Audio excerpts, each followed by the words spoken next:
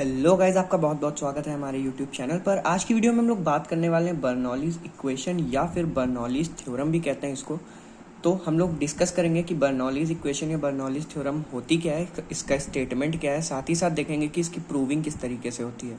तो अगर बात करें सबसे पहले स्टेटमेंट की, तो जैसा कि यहाँ पर लिखा हुआ है, this theorem states that in an ideal incompressible fluid when the flow is steady and continuous, the sum of its potential energy, kinetic energy and pressure energy is always constant।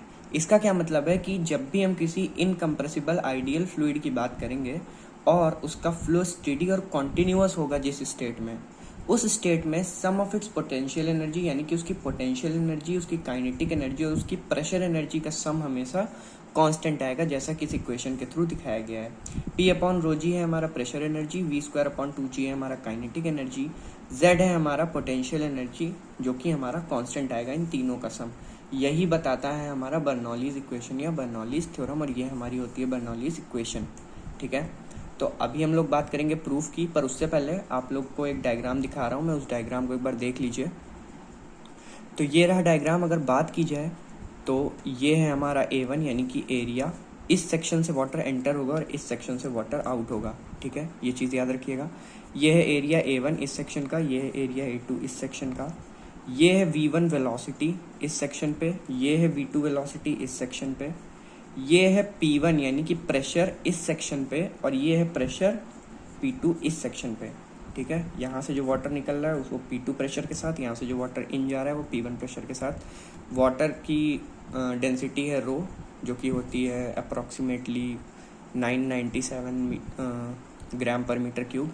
ठीक है, या फिर उसको 1 kg पर metre cube भी कहा जाता है राउंड ऑफ में। ठीक है, ये होती है हमारी डेटम लाइन। डेटम लाइन से इस सेक्शन की हाइट है हमारी Z1। बहुत सारी बुक्स में आपको H1 या H2 के फॉर्म में दिखेगी, H डैश के फॉर्म में दिखेगी।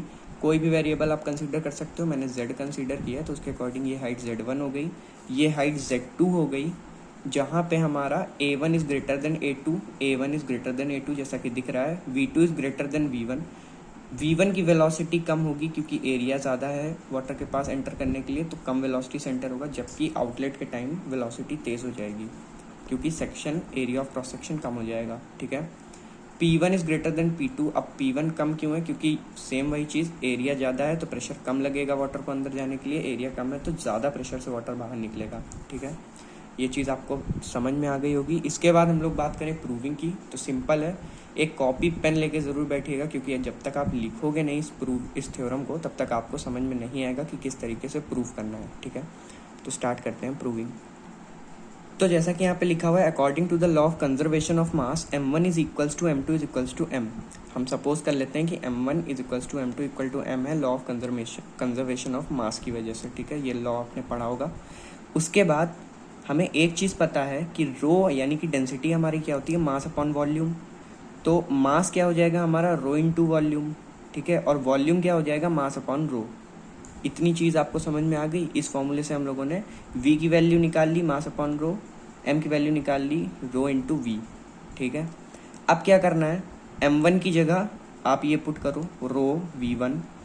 ठीक है, M2 की जगह ये पुट करो rho V2, M as it is आ गया। अब हमारे पास ये तीन सेपरेट इक्वेशंस बन गई हैं। आप इसको एक बार में रो V1 इक्वल M लेके सॉल्व करो, एक बार रो V2 इक्वल M लेके सॉल्व करो, तो आपको V1 की वैल्यू मिलेगी M बाई रो, V2 की वैल्यू मिलेगी M बाई रो। सेम, क्योंकि डेंसिटी दोनों केसेस में सेम रहेगी, क्योंकि वाटर एंट्रेंस के टाइम भी वाटर ही है और आउटलेट के टाइम भी वाटर ही है, तो दोनों में डेंसिटी हमारा सेम रहेगा। तो इस वजह से V1 equal M by rho and V2 equal M by rho आ गया।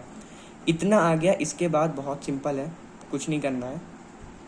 तीन चीज़ें आपको पता होनी चाहिए। पहली, प्रेशर एनर्जी में चेंज, दूसरा काइनेटिक एनर्जी में चेंज, और तीसरा पोटेंशियल एनर्जी में चेंज। प्रेशर एनर्जी में चेंज का फॉर्मूला क्या होता है, change in pressure energy is equals to P1 V1 minus P2 V2। ठीक है, ये याद रखना। V1 V2 की वैल्यू आपने निकाली हुई है, M बाई रो पुट कर देना है। जैसे आप M बाई रो पुट करोगे, प्रेशर एनर्जी आपकी आ जाएगी M बाई रो, यहाँ से कॉमन मिल जाएगा क्योंकि दोनों में सेम है, P1 माइनस P2। ये हमारी हो गई इक्वेशन 1।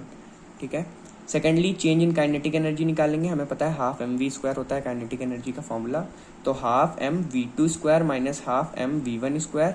वैल्यूज पुट करेंगे, काइनेटिक एनर्जी आ जाएगी हाफ M, क्योंकि M दोनों में सेम, हाफ दोनों में सेम, कॉमन आ गया, V2 square minus V1 square. ये हो गई इक्वेशन 2। थर्ड, पोटेंशियल एनर्जी में चेंज हमें पता करना है। पोटेंशियल एनर्जी में चेंज किस वजह से आता है? हाइट की वजह से। तो सिंपल सा हो जाएगा mass into gravity into Z2, यानी कि height 2 minus mass into gravity into Z1।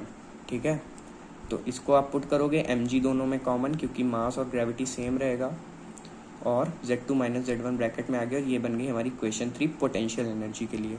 ठीक है, इतना आप समझ गए। अब आपको एक चीज़ और पता होनी चाहिए, जो कि लास्ट चीज़ है इसको प्रूव करने के लिए, जो है वर्क एनर्जी थ्योरम।